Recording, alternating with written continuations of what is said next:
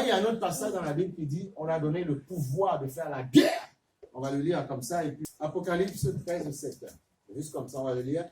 Pour vous faire comprendre que faites attention, nous dominons parce que Dieu le veut. Nous ne dominons pas parce que nous sommes forts. Et ça va nous pousser à l'humilité, en fait, simplement. Amen. Apocalypse 13, verset 7. La parole, Dieu est bon, Dieu est magnifique. Alléluia. Apocalypse 13, verset 7. C'est bon pour tout le monde? Il dit ceci, et il lui fut donné, donc à la bête, et même dans le verset 6, bon, on va dire en verset 6, 13, 6. Et elle ouvrit sa bouche, donc la bête, pour proférer des blasphèmes contre Dieu. Vous voyez quand les gens ils blasphèment Dieu parfois, c'est pas parce qu'ils veulent, c'est parce que l'ennemi les pousse à le faire. Eh oui, bien-aimé. Elle ouvrit sa bouche pour proférer des blasphèmes contre Dieu, pour blasphémer son nom et son tabernacle. Ouais, l'église, c'est couillonnard, tout ça. Oui, mais c'est le diable, c'est pas leur faute, c'est le diable qui les possède. Vous voyez? Et ceux qui habitent dans le ciel. Voilà. Et plus loin dans le verset 7, Apocalypse 13, verset 7, et il lui fut donné de faire la guerre aux saints et de les vaincre. Waouh! Il lui fut donné autorité sur toute tribu, tout peuple, toute langue et toute nation. Ça vous fait référence, c'est ce qu'on appelle la grande tribulation. Quand elle va arriver, la grande tribulation. 7 ans, 3 ans et demi, la bête nous fait croire, oh, tout va bien, je vous aime et tout. Il fait un peu le... Et tout le monde va dire, c'est lui. Mais les chrétiens qui seront réveillés vont dire, waouh, non, attention. C'est l'antéchrist dont on parlait.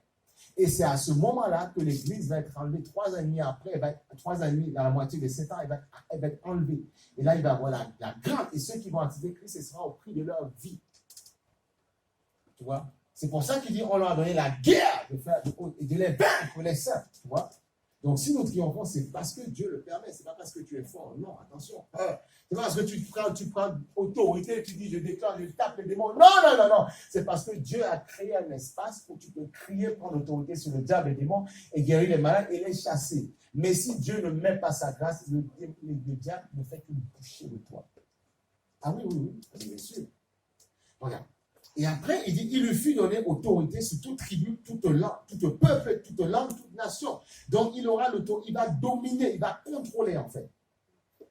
Et tous les habitants de la terre l'adoreront, que tu le veuilles ou non. Mais nous, on ne sera plus là, tu vois.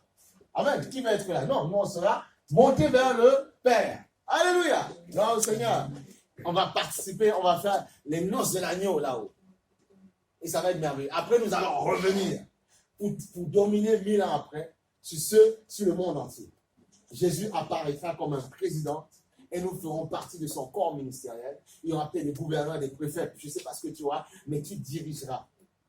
Eh oui, pendant 1000 ans. Et après, la bête sera libérée à nouveau, mais pour sa fin, pour pouvoir tenter après ceux que nous avons dirigés. Mais c'est un planning bien organisé. Ah oui, c'est ça, il faut que ces choses-là, quand vous recevez Christ comme Seigneur et Sauveur, vous l'acceptez, vous entrez dans le royaume des cieux, mais il faut que ce soit structuré dans votre tête. Amen, c'est très important, il faut que ce soit structuré. Et quand ta tête est organisée, en fait, on n'arrive pas à te déstabiliser facilement. C'est pour ça que les bases doivent être établies. Quand les bases sont établies, on ne te secoue pas comme ça. Parce que tu connais le planning qui va se faire. Tu sais que tôt ou tard, la bête viendra, et l'antéchrist, pendant 3 ans et demi, va séduire, et après l'église va être enlevée au milieu de la tribulation, et nous vivons par cette grande tribulation. Et ceux qui vont rester, parce que ce qu'on appelle l'enlèvement, parce qu'ils ont joué un petit peu, c'est pour ça que le Seigneur dit, l'un sera pris, l'autre laissé sur un même lit. Dans une même maison, dans une église, on peut être là en train de prêcher, ça se trouve, ça va se faire maintenant. Toi comme moi, je peux rester, tu peux partir, je peux partir. Voilà pourquoi il faut veiller. Pasteur ou pas pasteur, peu importe le titre que tu as, tu dois veiller.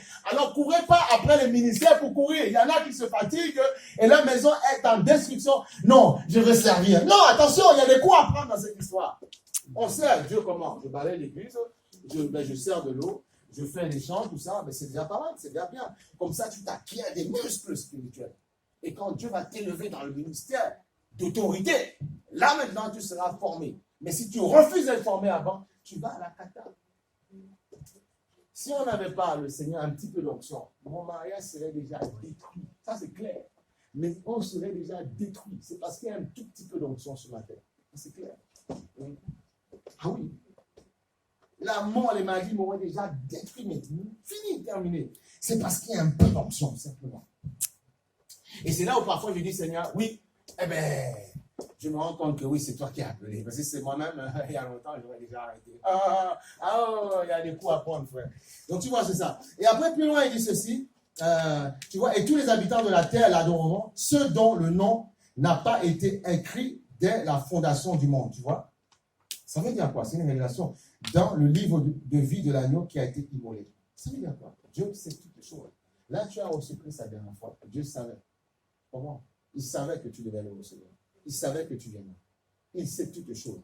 Voilà pourquoi Dieu vous dit qu'il sait toutes les choses. Donc, s'il t'appelle à lui, bien-aimé, ne t'amuse pas, marche droit, droite piquet, baisse pas les bras, avance. Même si c'est compliqué, avance, avance, avance. Tôt ou tard, ce n'est pas tout le temps difficile la vie. Il y a des moments donnés où ça va bien. Mais accepte d'être formé, accepte, oui, parfois d'être bousculé. Oui, c'est bon, parfois de te bousculer pour te secouer un peu. Il faut que tu sors de ta zone de confort un petit peu. Il faut qu'il te change, il faut qu'il te transforme. Tu ne dois pas être le même. Parce que si tu es le même, tu vas avoir en face de toi des personnes qui vont t'énerver grave. Et comment tu vas réagir? Tu vas faire comme Moïse, tu vas taper avec un bâton et dire, voilà, tu ne rentres pas.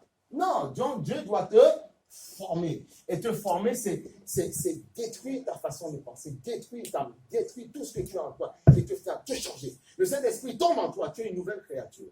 Mais comme pendant que tu vivais dans le monde, tu avais un système de pensée qui te faisait faire tout et n'importe quoi, Dieu veut changer cette façon.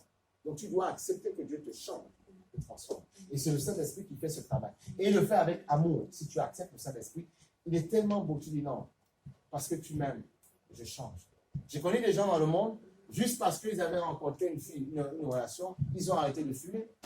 Et quand la relation est terminée, ils ont repris la cigarette. Donc pour la personne, ils ont arrêté parce que l'amour était tellement mielé. Donc tu vois, c'est ça.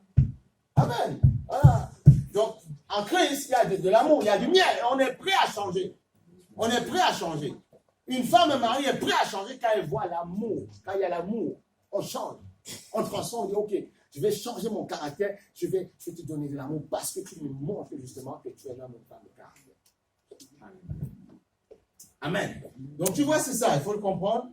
Il dit, ceux dont le nom n'ont pas été écrits depuis dès la fondation du monde, donc Dieu le sait.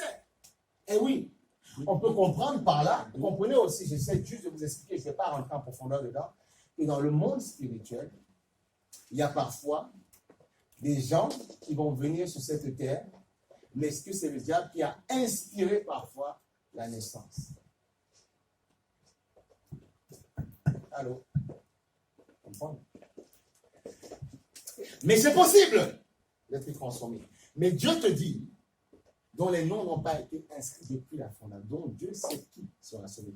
Mais on comprendra que pour attraper Dieu dans sa sémantique, dans sa façon de parler, c'est lui dire, Seigneur, comme Abraham faisait, il plaidait sa cause. Il disait, mais si tu vois 50, est-ce que tu vas frapper? Si je vois, je vais frapper. 10, est-ce que tu vois? Il dit, bon Seigneur, tu dis que tu connais depuis la fondation du monde. Mais tu dis aussi dans ta parole, il faut apprendre, il faut plaider votre cause avec le Seigneur. Tu dis aussi dans la parole, Seigneur, que tu as donné ton Fils afin que nul ne périsse point. Amen, c'est ça, hein, que tous aient la vie éternelle. Voilà. Alors Seigneur, puisque tu le dis, est-ce que est-ce que tu écarteras certains? Il dit, oui, j'ai donné. Amen, tu m'attrapes dans ce que tu dis. Parce qu'il faut parfois débattre avec Dieu. Mais j'ai donné mon Fils afin que nul ne périsse, donc il faut qu'il l'accepte.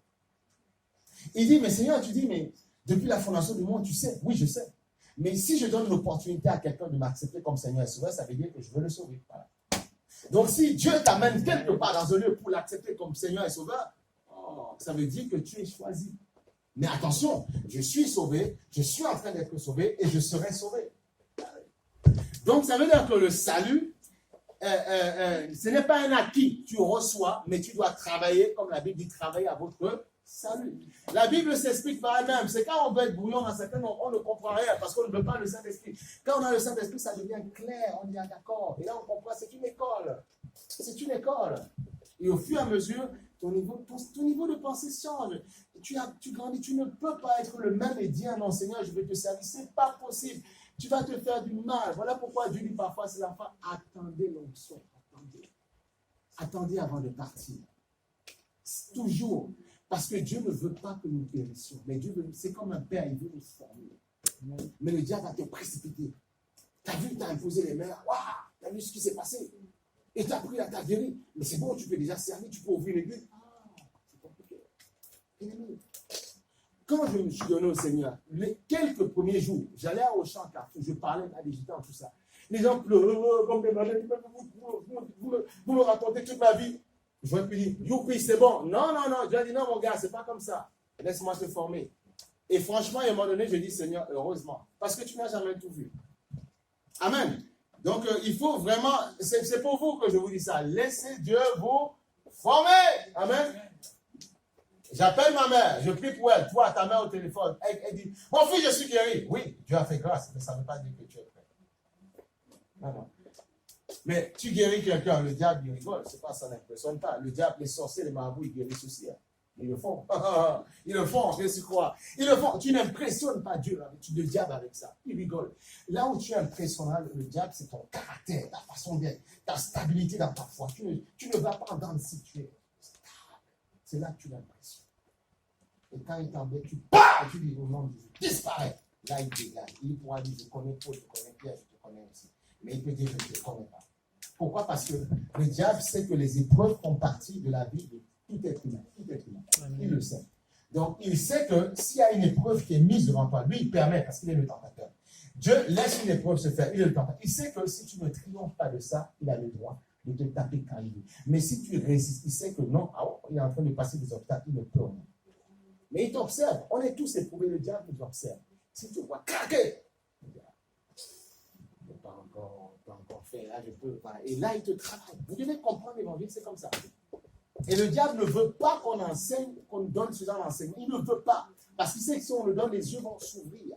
Ils vont comprendre. Et tu vas comprendre les choses de l'esprit. Amen.